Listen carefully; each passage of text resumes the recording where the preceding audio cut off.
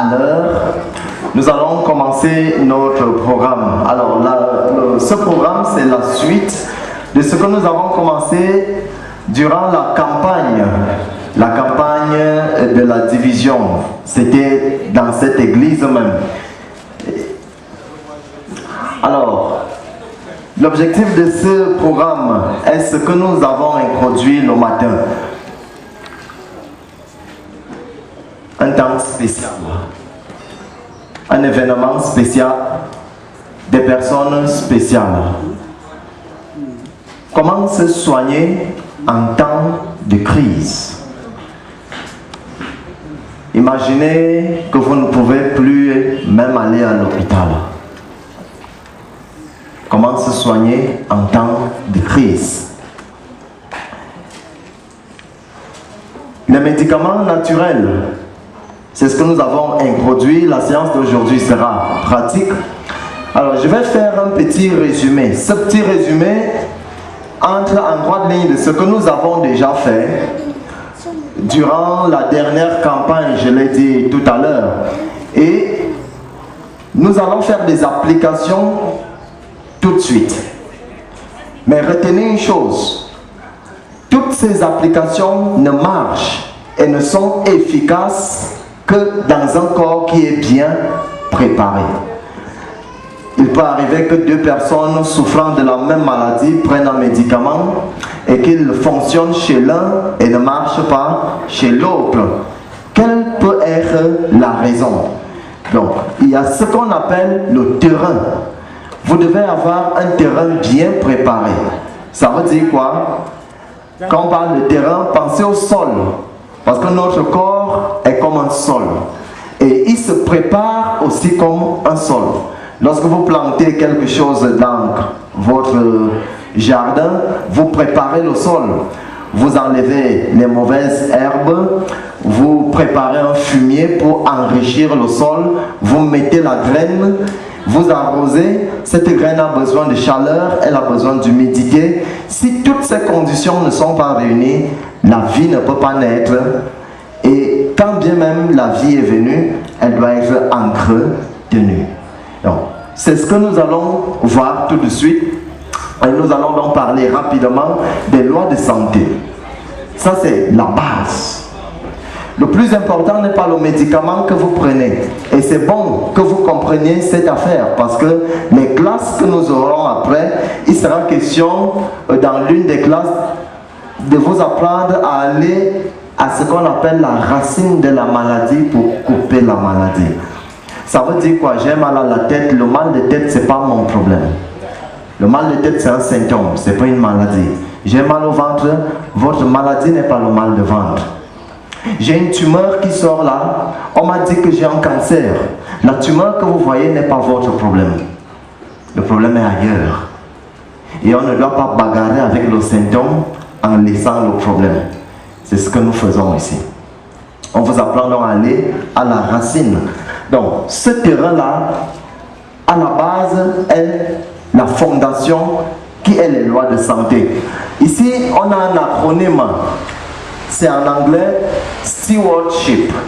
Stewardship, ça veut dire quoi? Ça veut dire économe. Ça veut dire gestionnaire. Et stewardship, là, renvoie à notre corps. Vous êtes donc des économes. Vous êtes des gestionnaires de ce corps qui ne vous appartient pas. Et c'est aussi important parce que nous devons le comprendre. Nous aurons des comptes à rendre à Dieu de la manière dont nous avons utilisé notre corps. Alors, chacune des lettres de cet acronyme stewardship renvoie à une loi de santé. S, c'est sunshine, le soleil. Le soleil, c'est un médicament. Que vous soyez malade ou pas, ne vous privez jamais de soleil. Allez au soleil. Le soleil, c'est la plus grande source d'énergie qu'on trouve sur la terre. Sans soleil, il n'y a pas de vie sur terre. L'homme, nous vivons parce que les plantes nous donnent le carbone, la matière organique. On ne la fabrique pas. Mais d'où est-ce que nous aurons la santé pour notre corps? Le soleil. Les études nous disent que si vous n'avez pas 30 nanogrammes de vitamine D par litre de sang, vous ne pouvez pas absorber le calcium. Où est-ce que nous devons faire la vitamine D? C'est au soleil. Il y a jusqu'à 9 vitamines D. Mais seule la décroix nous permet d'absorber le calcium. C'est la raison pour laquelle beaucoup de gens souffrent aujourd'hui des problèmes tels que les douleurs articulaires et autres. Et ce qu'on fait, c'est quoi? On va à l'hôpital et on nous prescrit du calcium. Et vous absorbez ce calcium. Il ne vous fait pas du bien. Il va dans le sang. Et dans le sang, il ne pénètre pas la cellule parce que pour pénétrer, il doit être que laté par des ions. Mais ces ions, vous ne les avez pas. La conséquence, c'est que c'est vos reins qui payent le prix, puisque les reins filtrent le sang. Et l'insuffisance rénale vient. La toxine augmente, des calculs se forment et une incontinence arrive. Donc, le soleil, vous devez aller au soleil. En bain de soleil, 1 heure, c'est le minimum. Ou 2 fois 30 minutes. Alors, le bain de soleil, c'est quoi? Est-ce que vous devez aller nu au soleil? Non. Les bras, les jambes et le visage, c'est suffisant. Keep trusting in the Lord. La croyance en Dieu, la confiance en Dieu. C'est important d'avoir la confiance en Dieu. Mes amis, est-ce que vous savez que vous ne pouvez pas être en bonne santé si la parole de Dieu ne remplit pas votre cœur? Vous ne pouvez pas être en bonne santé si l'amour de Dieu ne circule pas dans votre âme. Une personne qui est aigrie, une personne qui n'est pas reconnaissante, une personne qui se plaint toujours, une personne qui est toujours anxieuse, elle encaisse ce qu'on appelle le stress et le corps fabrique un sang de mauvaise qualité. L'acidité augmente dans le corps et la maladie prospère. Mais aujourd'hui, la vie n'est pas facile. Et les gens connaissent les frustrations. Les gens connaissent les humiliations. Les gens connaissent le rejet. Des gens connaissent les échecs. Et ces choses, ça marque le psychisme. Mais vous avez besoin de Dieu à ce niveau-ci. La confiance en Dieu, c'est une condition sine qua non pour la bonne santé. Sine qua non.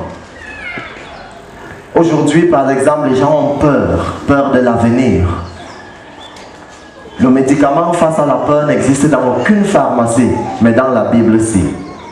Matthieu, le chapitre 6. Là-bas, Jésus donne l'un des plus grands sermons qu'il donne, sermon sur la montagne. Il donne le médicament. Dans les derniers versets, il dit, ne vous inquiétez de rien. De ce que vous allez manger, de ce que vous allez vous vêtir, ne vous inquiétez de rien. Regardez les oiseaux. Ils n'ont pas de champ, ils n'ont pas de grenier. Mais moi, je les nourris. À plus forte raison, vous. Donc, n'ayez pas peur. N'essayez pas de faire pour demain ce que vous devez. N'essayez pas de faire pour demain aujourd'hui. Parce que Dieu dit à chaque jour, suffit sa peine. Ne vous tuez pas au travail. Faites la part d'aujourd'hui et dites merci à Dieu pour ce qu'il vous a gardé pour aujourd'hui. Soyez reconnaissants. T renvoie aussi à temperance, la tempérance. On définit la tempérance comme étant l'abstinence de ce qui est mal et la modération de ce qui est bien. Ça veut dire quoi? C'est mauvais, je ne touche pas. C'est bien, je ne prends que ce qui me suffit. Parce que je ne suis pas n'importe qui, je ne mange pas n'importe quoi. Je ne regarde pas n'importe quoi. Je n'écoute pas n'importe quoi. Je ne sens pas n'importe quoi. Je ne touche pas n'importe quoi. Ça m'oblige à monter en pureté et en sainteté. Je viens de parler là des 5 sens. Et les 5 sens, c'est les portes d'entrée du mal en nous, tant sur notre corps que spirituellement. Et l'esprit de prophétie nous dit que c'est les portes d'entrée qui conduisent à l'âme. Donc faites attention, mes amis, à ce que vous regardez. Parce que ça vous rend malade. Est-ce que vous savez par exemple que le décollement de rétine, il a été prouvé scientifiquement que lorsqu'on passe le temps à regarder des choses impures, ça favorise le décollement de la rétine. Étonnant. La pornographie aujourd'hui, elle a pignon sur rue. Et beaucoup de petits enfants avant un certain âge peuvent déjà mettre des lunettes. Faites attention à ce que vous regardez, à ce que vous écoutez, à ce que vous mangez, à ce que vous mettez sur vous, à ce qui touche votre peau. exercise, l'exercice. Ça, c'est des prescriptions bibliques. L'exercice physique. L'homme est fait pour bouger. On est fait pour s'accrocher, pour monter, pour se suspendre. C'est comme ça que nos parents vivaient. Et ils vivaient fort et longtemps. Donc, la Bible prescrit l'exercice physique. Jean 5, verset 8, vous connaissez l'histoire. Le meilleur exercice physique, nous dit la science, c'est la marche. Et dans ce texte, Jésus parle au paralytique et lui dit, lève-toi, prends ton lit et marche. Marche. Ne reste pas sur place. Parce que Satan te condamne sur place. Lève-toi et marche. Éphésiens 4, verset 28. Il faut travailler. Là-bas, il nous est dit que celui qui vole ne vole plus, mais qu'il travaille avec ses mains pour qu'il ait de quoi donner à celui qui ne peut pas travailler. Water, l'eau. L'eau, c'est un médicament puissant. Alors, retenez, vous devez boire 4% du poids de votre corps. J'ai 70 kg. 4%, ça me donne 2,8. Alors, j'arrondis ça à l'unité supérieure, ça fait 3. Donc, je dois boire 3 litres d'eau chaque jour, si je n'ai pas bu de l'eau. Et le matin, je dois commencer avec un verre d'eau à jeun, un verre d'eau tiède. Et maintenant, pour alcaliniser cette eau, pour préparer mon corps à recevoir toutes les choses qu'elle va prendre, qu'est-ce que je fais? Je presse un demi-cyclone. Tout simplement. Si je pèse moins de 100 kg, un demi-cyclone. À plus de 100 kg, un cyclone entier. Vous devez prendre de l'eau. Prendre beaucoup d'eau en un seul moment, ce n'est pas bon pour vos reins. Vous devez prendre un peu tout au long de la journée. N'attendez pas d'avoir soif pour boire de l'eau. Ça veut dire que vous êtes déshydraté déjà. Buvez sans soif. Ah, c'est l'air.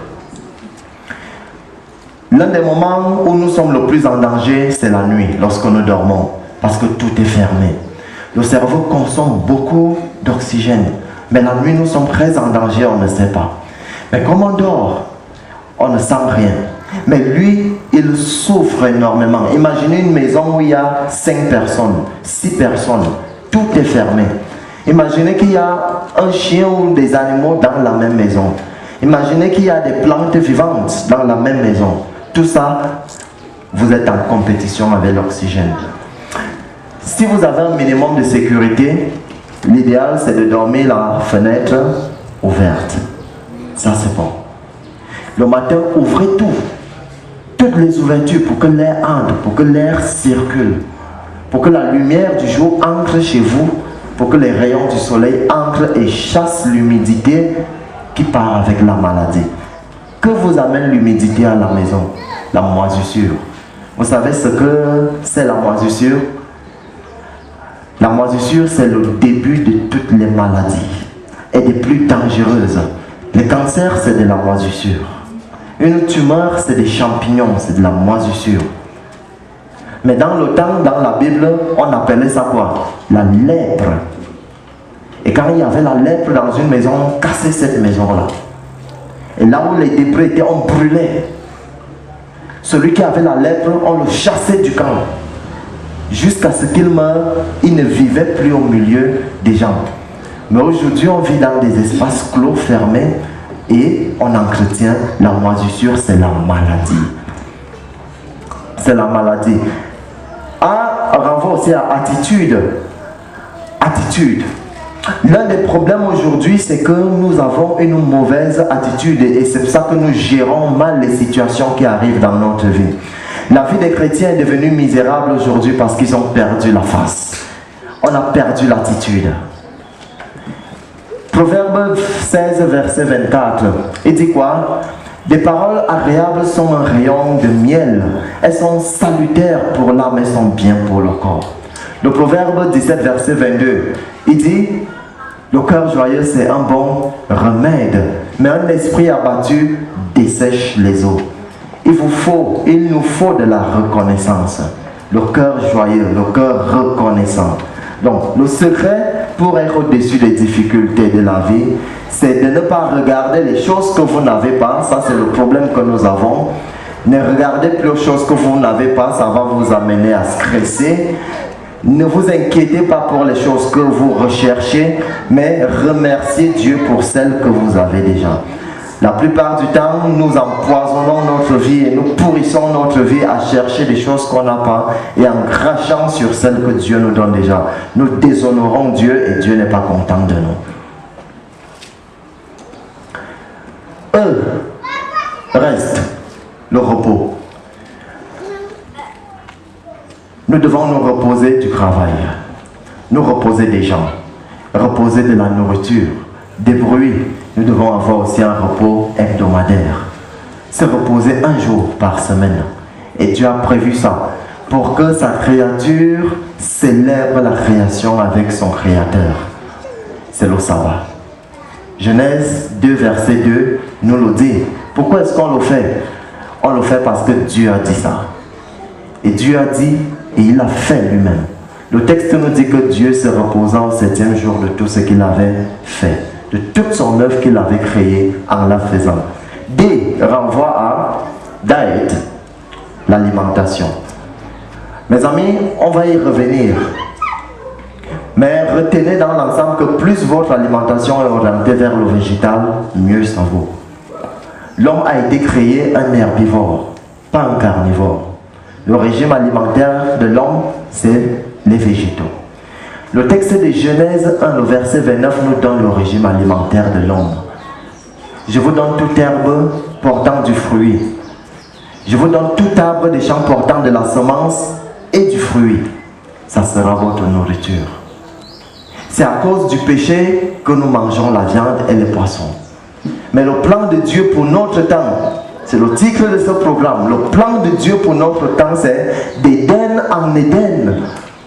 Nous devons rentrer au régime originel. Mes amis, ça, ce que je vous dis là, a été et est toujours un point de controverse au milieu des frères. Au point où il y a eu beaucoup de bagarres.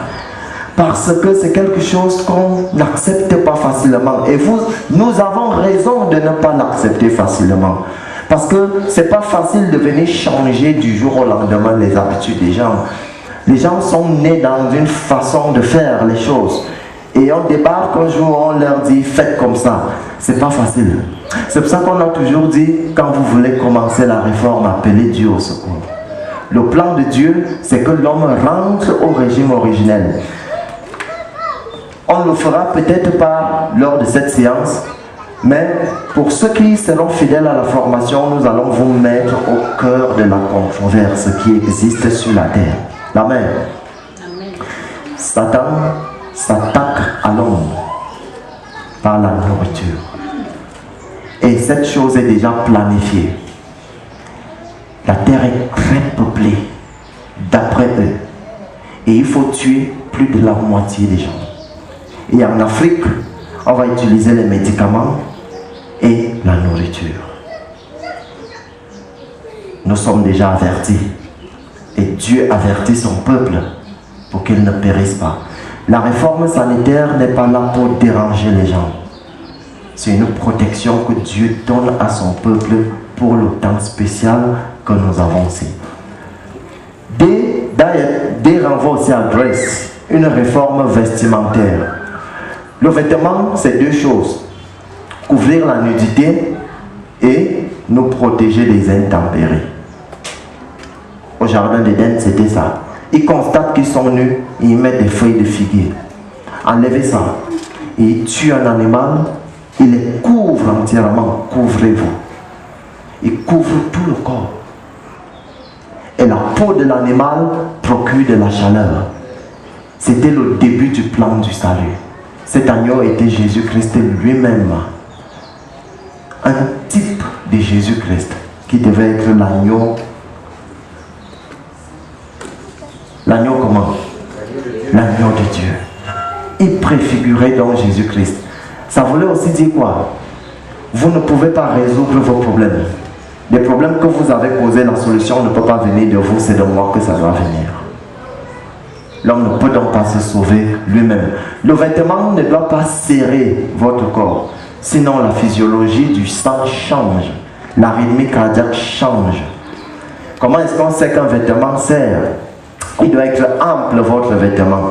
Si vous enlevez un vêtement et qu'il reste déjà des crasses sur votre corps, c'est pas bon. Parce qu'il y a des capillaires qui sont les petits vaisseaux. Ils sont plus petits même que le blanc des cheveux. Chez les hommes, c'est la ceinture. C'est les chaussettes. Quand on enlève, ça laisse des crasses, c'est pas bon. Chez les femmes, c'est des soutiens-gorge très serrés. C'est des décolletés, des choses qui serrent.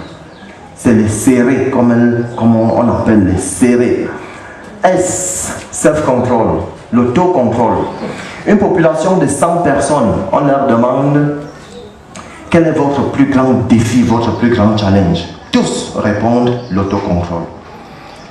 À la même population, on leur demande quelle est votre plus grande faiblesse personnelle. Tous répondent le manque d'autocontrôle. L'autocontrôle au début et à la fin. Mes amis, cette affaire-ci, vous devez prier. Nous devons prier et demander à Dieu de nous donner cette capacité de nous contrôler. Sur quoi? Sur les choses que nous aimons. H, hygiene, l'hygiène. H renvoie aussi à herbs, les herbes comme nourriture, les herbes comme médicaments. I renvoie à innocence, l'innocence, la conscience pure, claire. Parce que vous êtes un chrétien, vous devez vivre non pas selon le sentiment, mais selon le principe. L'enfant de Dieu ne vit pas selon le sentiment, mais selon le principe. Ça veut dire quoi? C'est pas parce que j'aime cette chose que je dois la faire. C'est pas parce que j'aime cette personne que je dois aller ou être avec elle. Non. Est-ce que le principe m'autorise à être avec elle? Est-ce que le principe m'autorise à manger cette chose, bien que ma bouche l'apprécie? Je me souviens de Martin Luther devant la tête de Worms qui pouvait répondre au Kaiser, au roi de la terre. À moins que vous ne me prouviez par la Bible que je suis dans l'erreur, je ne puis rétracter. Parce qu'il n'est pas bon qu'un chrétien parle contre sa conscience.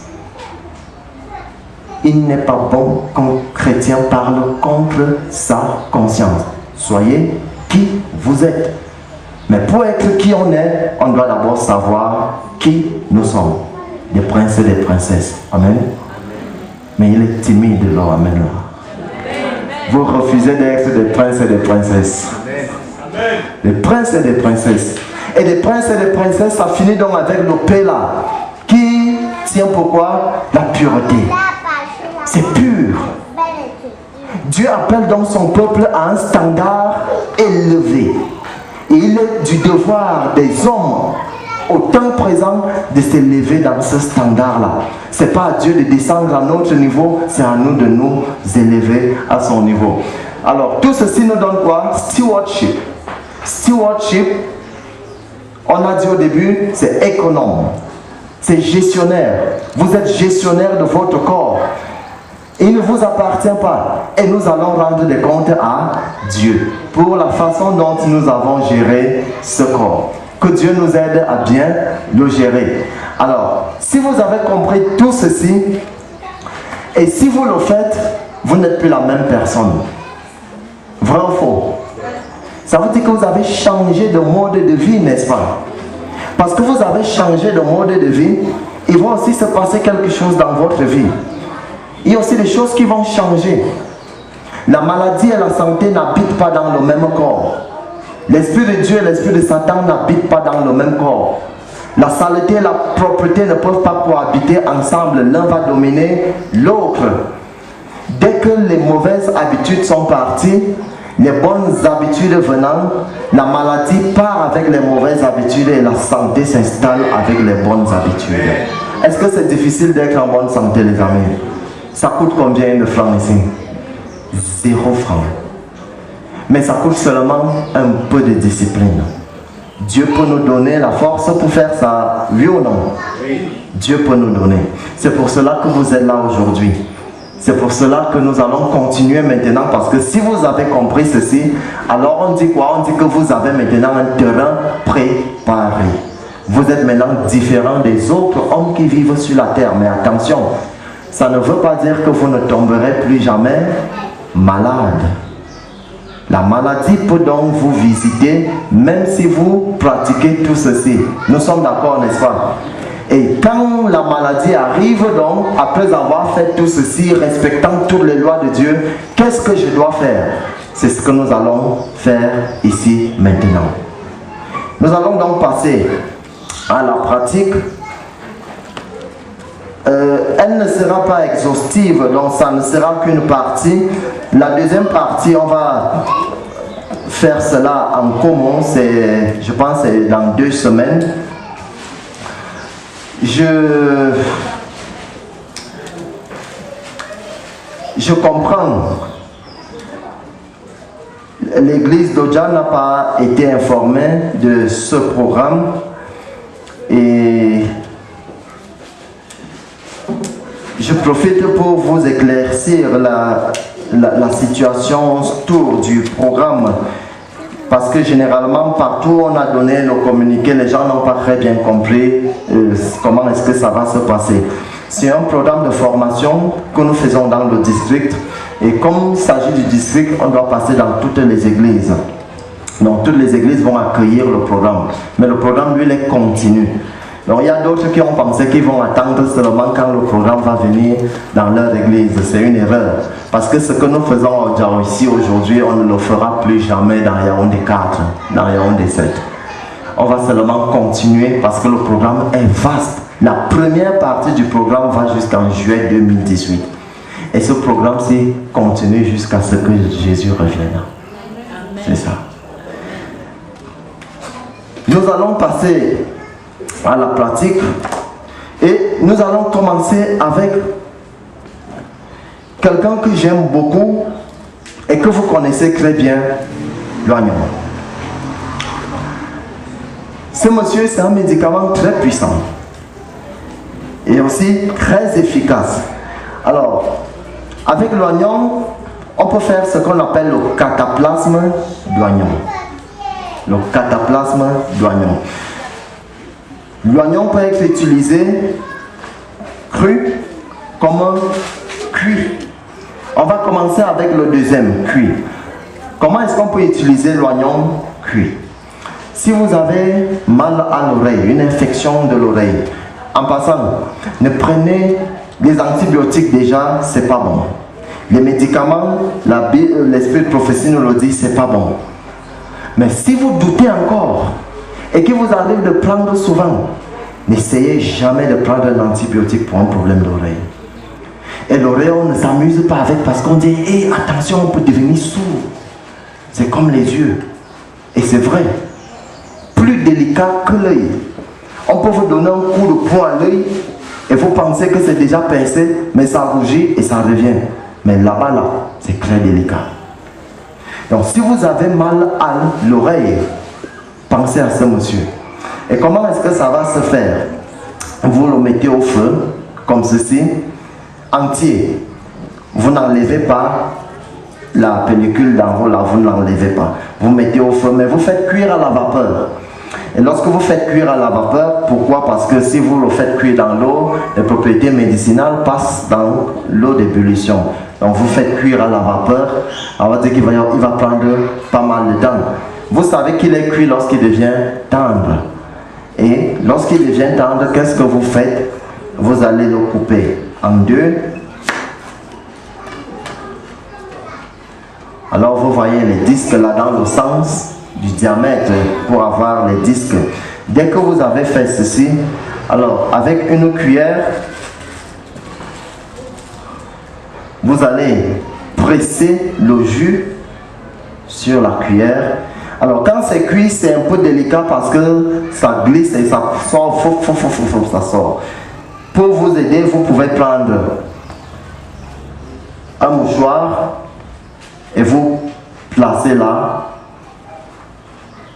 et vous tenez comme ça, il devient plus stable et vous pressez. C'est vrai, vous allez perdre une partie du jus qui va rester au niveau de votre mouchoir. Mais n'oubliez pas, ça bout et ça chauffe, ça sort du feu. Mais en arrivant sur la cuillère, ça s'est refroidi. Pour plus de sécurité, vous pouvez refroidir un peu. Et ça vous mettez à l'oreille. Simple. Ma mère m'appelle, ça fait 3 mois aujourd'hui. Elle a terriblement mal à l'oreille. Elle a perdu le sommeil depuis plus d'1 semaine. Elle est allée chez l'ORL et on lui a donné un rendez-vous qui est très éloigné. Mais elle souffre atrocement. Elle fait comment entre-temps? Et elle m'appelle, elle me dit, est-ce qu'il n'y a rien pour l'oreille? Je lui dis, mais pourquoi tu ne viens plus à la classe médicale? Est-ce que tu as l'oignon à la maison? Fais ceci, et elle a fait. Le même soir, elle a fait autour de 18 heures. La même nuit, elle m'appelle. Elle me dit, c'est parti. Immédiatement, les douleurs sont parties. Jusqu'aujourd'hui. Plus de 3 mois. Après 1 semaine, ça grattait un peu et je lui dis, continue. Continue. Là, ça nous permet de répondre à une question. Combien de temps est-ce qu'on doit prendre le médicament naturel? Le corps va vous dire quand est-ce que vous devez arrêter. Dès que vous avez eu la formule, vous continuez, vous continuez, vous continuez. Et dès que c'est bon, le corps vous dit ça va, ça va, ça va. C'est déjà bon. Il vous dit. Parce que c'est un médicament naturel et ça marche avec quoi? La nature. La nature a un rythme contre lequel on ne peut pas aller. Et dans le traitement naturel, Dieu nous apprend aussi quoi? La patience. Et la confiance. N'oubliez pas qu'on a été habitué à des médicaments qu'on doit prendre pour avoir un effet immédiat. Mais souvent on prend un médicament naturel et ça va doucement, doucement. Et on se dit, est-ce que ça donne même? Est-ce que ça marche même? Et on est tenté de rentrer à notre poison. On doit faire confiance à Dieu. L'oignon cuit, on peut aussi l'utiliser dans un cas de brûlure. En cataplasme dans un cas de brûlure. Donc vous êtes brûlé et quand on se brûle, des cloques sortent. Vous prenez ce même oignon, vous allez le découper en fines lamelles, il est déjà cuit. Et vous allez faire un cataplasme. Le cataplasme c'est quoi? Vous allez le prendre, appliquer sur la zone de brûlure et emballer avec un mouchoir ou un tissu en coton. Et dès que vous avez fait ça, n'oubliez jamais le plastique. Vous emballez avec du plastique, vous passez au-dessus et vous stabilisez. Ce traitement, vous pouvez le laisser toute la nuit. Ça peut passer toute la journée. Et lorsque vous enlevez ces oignons-là, ils ressemblent à des choses jaunes ou jaunâtres, comme si on les avait piétinés. En fait, ils retirent tout le poison des cloques qui se sont formées. Ils enlèvent l'inflammation et la douleur s'en va. L'oignon cru maintenant, comment est-ce qu'on peut l'utiliser? Alors, pour l'oignon cru, si vous avez un problème de toux, la toux, vous allez prendre l'oignon et vous allez faire un sirop avec l'oignon. Vous le coupez finement en lamelles et vous allez le mettre dans une jarre, un bocal en verre. Donc, vous allez faire strate après strate. Alors, oh là là. Donc, on n'a pas le miel sur notre table, on a oublié. Vous prenez du miel, donc vous prenez de l'oignon, vous mettez et le miel au-dessus. Et une autre couche d'oignon au-dessus du miel et encore le miel. Et une autre couche au-dessus et encore du miel. Ça fait donc des couches successives de l'oignon, miel, oignon, miel, oignon, miel. Vous fermez ça. Au moins 2 à 3 heures de temps après, le miel va perdre sa viscosité. Il va devenir fluide. En fait, le miel va tirer toute la substance qui est dans l'oignon, tout le jus et toutes les propriétés médicinales qui y sont. Et ce liquide sera fluide. Et dès que c'est déjà fluide, là vous savez que votre médicament est prêt. Pour un enfant, vous allez donner une cuillère à café 3 fois par jour. Pour un adulte, pour un enfant, un nourrisson, c'est une demi-cuillère à café. Un enfant à partir de 6 ans, c'est une cuillère à café. Et un adulte, donc à partir de 16-17 ans, c'est une cuillère à soupe 3 fois par jour. Si vous souffrez d'un problème de congestion, à la suite d'une grippe, une toux, il y a des toux que vous avez souvent et ça fait mal à la poitrine. Qu'est-ce que vous faites? Vous allez faire un cataplasme d'oignon. Et le cataplasme d'oignon, c'est quoi? Vous coupez l'oignon finement, toujours. Et là, vous allez appliquer sur la plante du pied. La plante du pied, c'est la télécommande de tout le corps. Et là-bas, il y a des récepteurs qui sont en connexion avec tout votre corps. Donc, vous allez mettre ce cataplasme-là, vous posez sur la plante du pied et vous emballez avec du plastique, avec une étoffe en coton et ne pas oublier le plastique. Ne pas oublier le plastique. Alors, pour un problème sérieux maintenant, un problème sérieux avec, supposons que vous êtes même allé à l'hôpital et on a diagnostiqué une bronchite, une pneumonie, bref, n'importe quel problème respiratoire. Une grippe, oui. Là tout même, vous devez penser au flu bomb. Flu bomb, c'est quoi? Alors la traduction, c'est la bombe de la grippe. Pour tuer la grippe, ça explose la grippe. Comment est-ce que vous devez faire?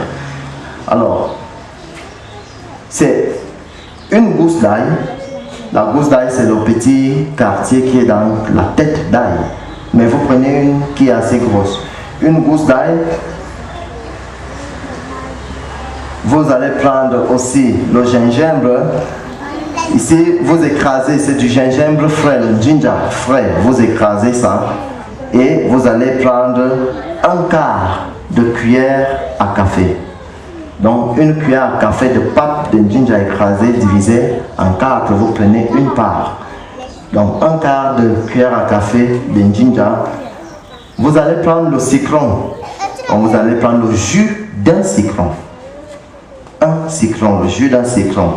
Vous allez prendre une cuillère à café de miel dans votre bol là-bas toujours. Vous allez prendre une goutte. Vous allez prendre une goutte d'huile d'eucalyptus.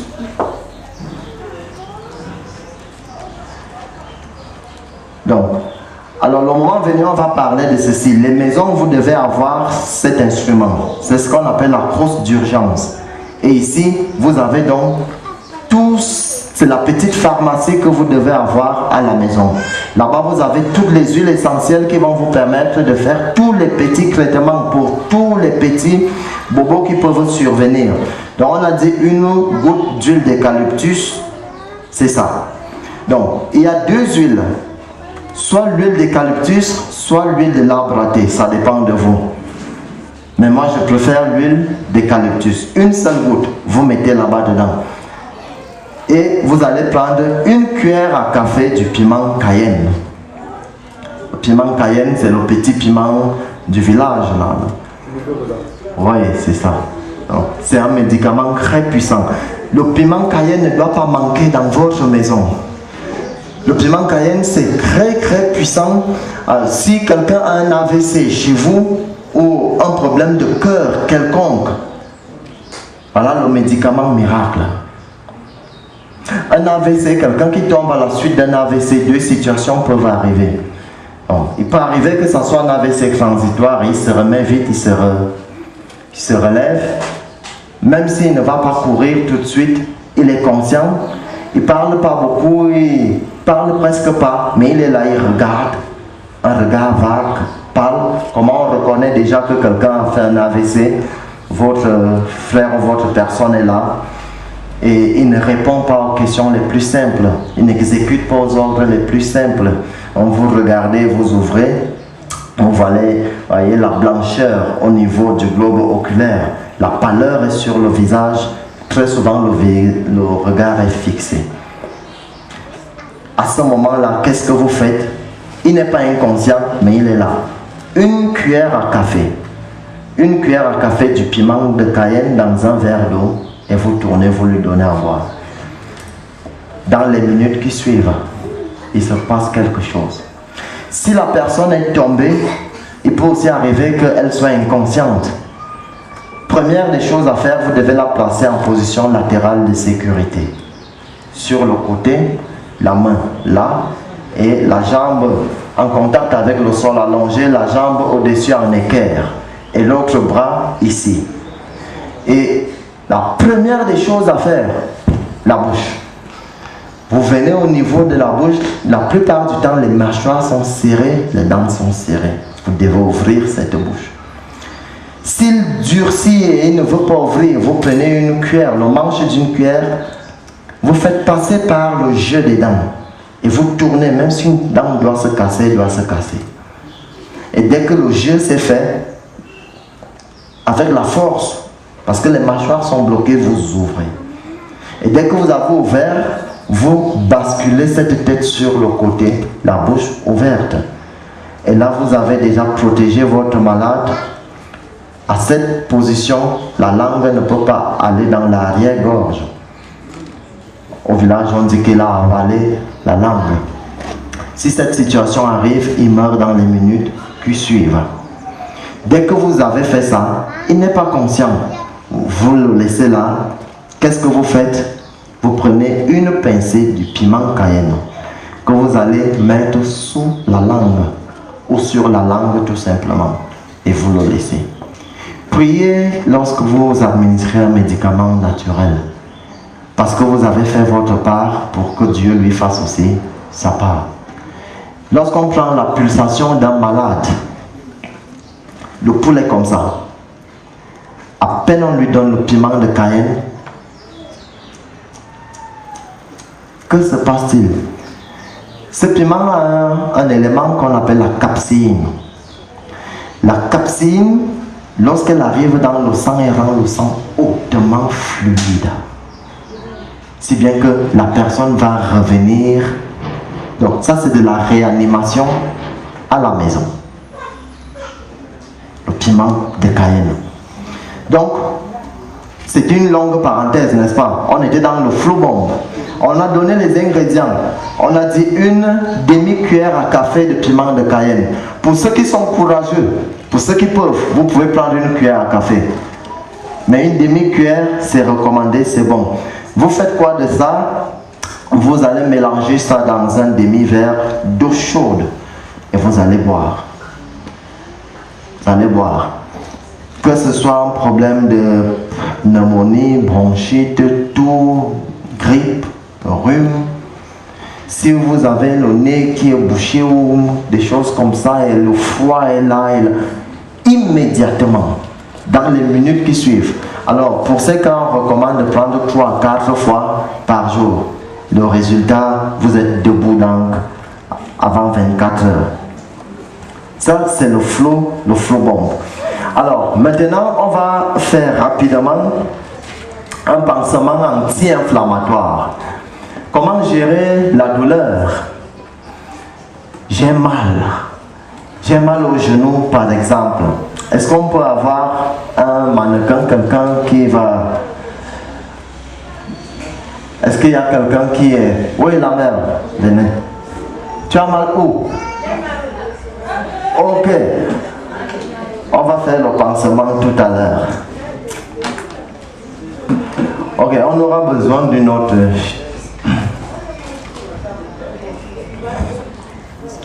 Ok, j'espère que vous avez, un regard, vous pouvez l'avoir. Alors, il y a beaucoup de traitements anti-inflammatoires qu'on fait avec la nourriture, les choses qui sont dans votre cuisine. Ce monsieur-ci, très très puissant. Qu'est-ce que vous faites? Vous prenez les feuilles du chou,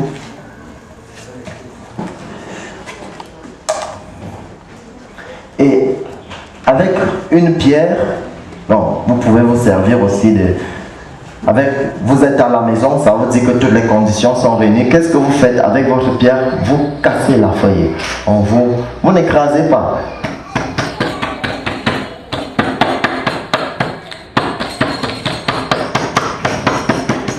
Certains chauffent cette feuille, mais je ne recommande pas, je ne vous recommande pas de la chauffer. Alors vous cassez tout simplement. Alors en fonction de la surface à recouvrir, comme chez elle c'est le pied, donc au niveau des métatarses, c'est les orteils du pied.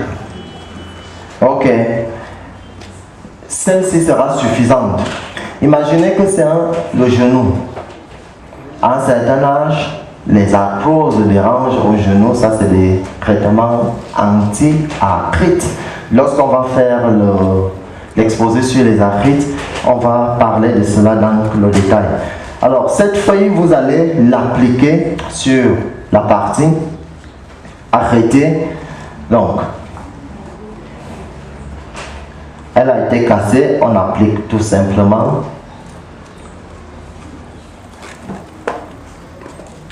Ok, lorsqu'on a fait ça, s'il te plaît, arrête.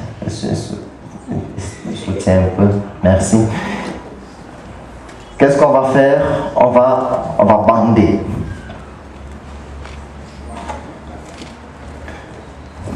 Avec du tissu d'abord, pas le plastique.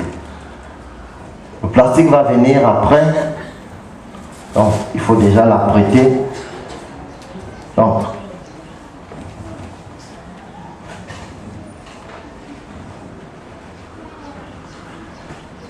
on va maintenant emballer avec du plastique.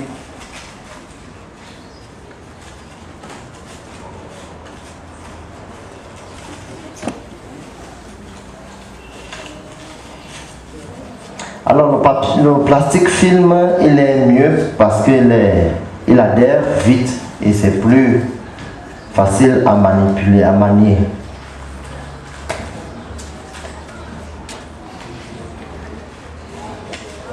Ok. Et là, le traitement est terminé. C'est tout.